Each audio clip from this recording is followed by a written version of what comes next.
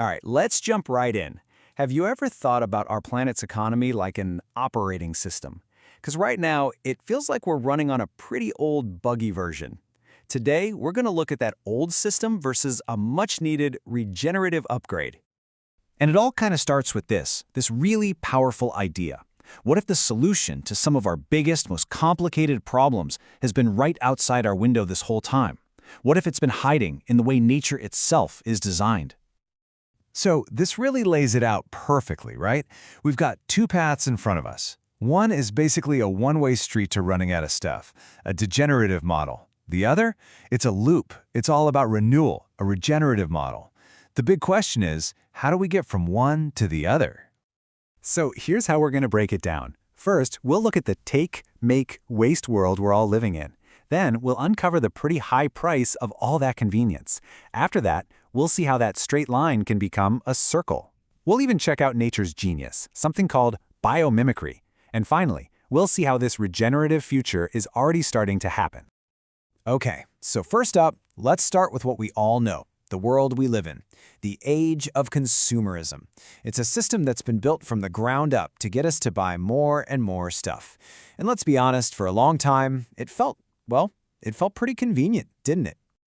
And the engine driving all of this is what we call the linear economy. You can think of it like a straight production line with a dead end. You take resources from the planet, you make products out of them, and then after you use them, often not for very long, you waste them. You throw them away. Take, make, waste. Simple as that. You know, this whole system didn't just pop up out of nowhere. It really got its start back in the Industrial Revolution with mass production. Then in 1907, a game changer, Bakelite, the world's first real plastic. Fast forward to the 1950s and the plastic era just explodes, promising us all this amazing convenience. And that brings us to today with this massive global system of fast fashion, constantly upgrading tech and food from all over the world. Right, so that convenience, that whole take, make, waste model, well, it has a price. And it's a huge one that never ever shows up on the receipt. Okay, let's just try to get a handle on the scale of this. Think about just one company, Coca-Cola.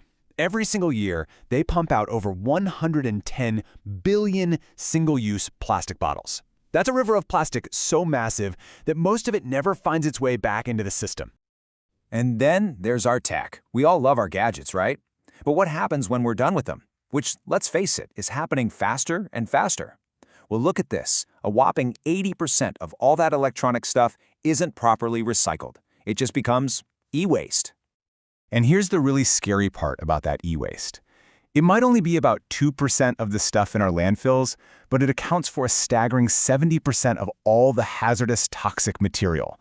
So think about that. Our old phones, our old laptops, they're literally leaking poison into the earth. And this way of thinking, this straight line, it doesn't just create mountains of trash, it's also tearing down our forests. This chart is stark. At least 80% of the reason we're losing our tropical forests, it's not for lumber or building houses. Nope, it's to clear land for agriculture, to feed that endless one-way system of consumption. So when you put it all together, what do you get? You get a system that is just shockingly wasteful. After all that digging, all that processing, all that making, a full 90% of the raw materials we pull out of the earth are used once, and then they're just gone, lost from the economy forever. Okay, so that was all pretty grim, I know. But what if we could take that straight line of take, make, waste, and bend it into a circle?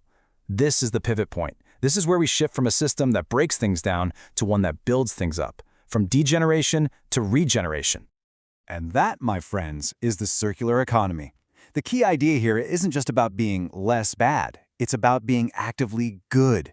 It's an economy that's designed from the very start to get rid of waste, to keep materials and products in use, and to actually help nature heal. For any business out there, this is a total game changer, shifting your mindset from seeing waste as a problem to seeing it as a resource. So how does it work? Well, you can boil it down to three main ideas. 1, you design waste and pollution out of the picture from day one. 2, you switch from a disposable mindset to one where you reduce, repair, reuse, and recycle everything. And 3, you actively work to help nature and biodiversity thrive. This isn't just some nice idea, it's smart economics. It creates whole new business models and makes our supply chains way more resilient. Now, I know this might all sound a bit sci-fi, a little futuristic, but the blueprint has actually been around for, just a few billion years. This is where we get to the really cool part, biomimicry. It just means innovation that's inspired by nature.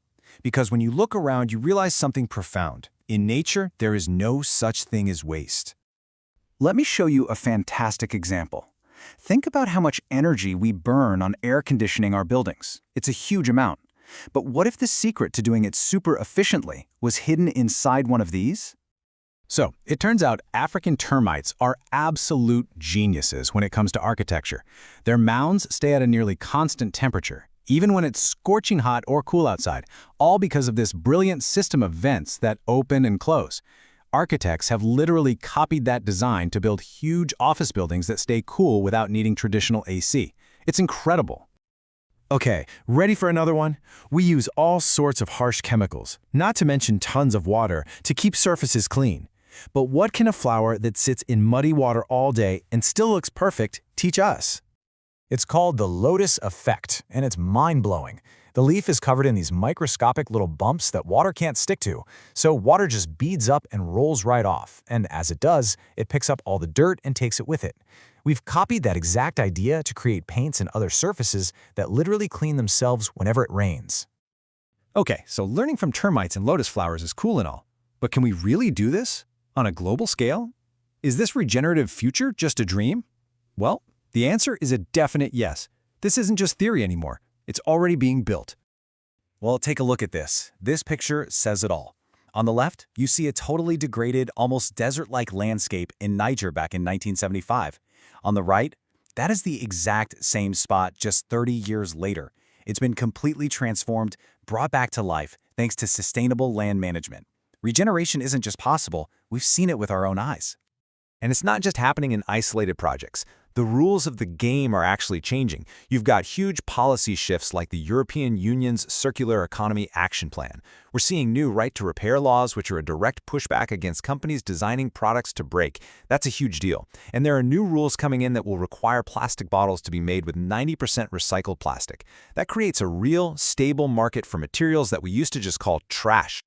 And that brings us right back to where we started. For so long, the linear economy looked at nature like it was just a warehouse we could raid for parts.